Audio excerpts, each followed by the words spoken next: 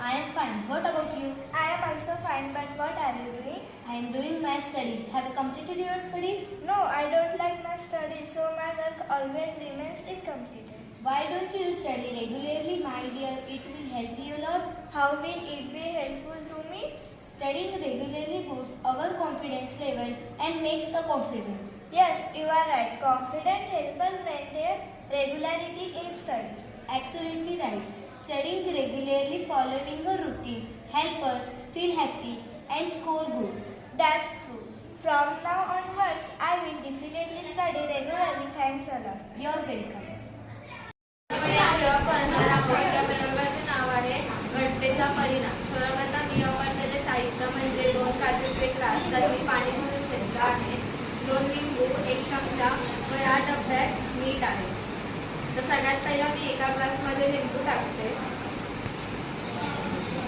तर पाहू शकता हा लिंबू बुडालेला आहे. तर दुसऱ्या ग्लासमध्ये मी 2 चमचे मीठ टाकते.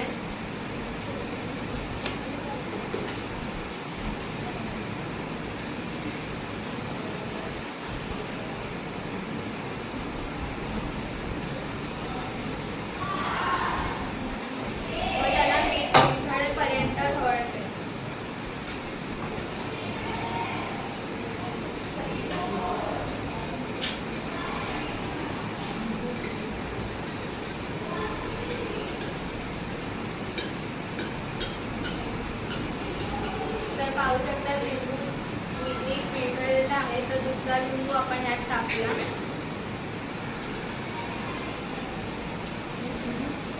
तर हा लिंबू पाहू शकता तरंगत आहे.